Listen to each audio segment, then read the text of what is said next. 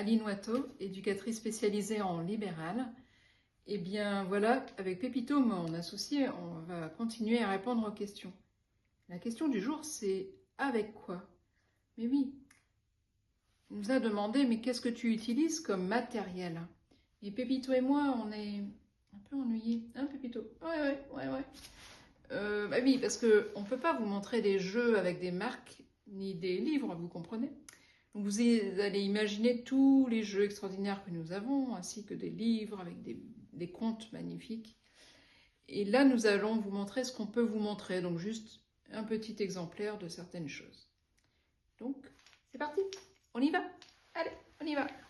Alors, déjà, pour commencer, tout simplement, des feutres pour faire des dessins, de la colle, des ciseaux, même un peu magiques. Déjà, tout simplement, ça, c'est déjà la chose de base pour les enfants. Un dessin pour un enfant, vraiment. Une autre chose de base, c'est de construire, de s'amuser avec des objets. Ça aide vraiment les enfants à avoir une bonne construction neuronale. Et pour leur développement, c'est vraiment important. N'est-ce pas, Pépito? Ah oui, ça, c'est super important. Super important. Et puis, des petites marionnettes à doigts qui permettent de raconter des histoires, de dire des choses que des fois on ne dit pas autrement, et de décoincer l'atmosphère. Vous voyez, de briser la glace. Moi, je sais briser la glace quand il faut. Voilà. Ah, un petit cousin à toi, Pépito. Alors là, ce serait plutôt pour les enfants qui ont besoin d'éveil sensoriel. Voilà. Des petites choses toutes douces. Voilà. Des sons pour éveiller. Et puis alors les balles, les ballons. Ça, c'est vraiment important pour la coordination de l'œil à la main, pour la relation à l'autre aussi. Voilà. Les réflexes. Ah, pour faire bien attention, l'attention visuelle, les puzzles. Mettre les choses ensemble.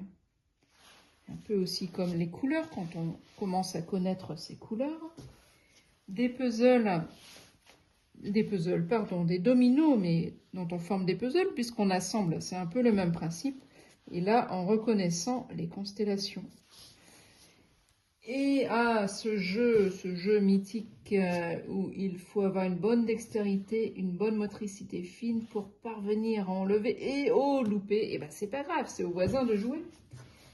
Et là, on gère si on envoie fort ou pas fort. Ça, c'est bien utile dans la vie. Et parfois on gagne, et parfois on perd. Et aussi les petites toupies. Voilà. Et les animaux de la ferme. Ah, les animaux de la ferme. Qui n'a pas rêvé de ça? Une bonne vache. Hein? Eh bien, ça permet de raconter des histoires. Ça permet d'accéder aux mots, au langage, avec toute autre chose aussi également. Et aussi, comme on l'a dit, on entrait aussi avec les livres. Oh, mais Pépito, il est où? Ah, Pépito, je t'ai laissé là. Ah oui, je m'ennuyais un peu, moi. Mais on a oublié les petits frères, là. Ah oui, t'as raison. Ah oui, donc il y a les petits frères, là, qui des fois se disputent, et puis des fois sont vraiment des super amis.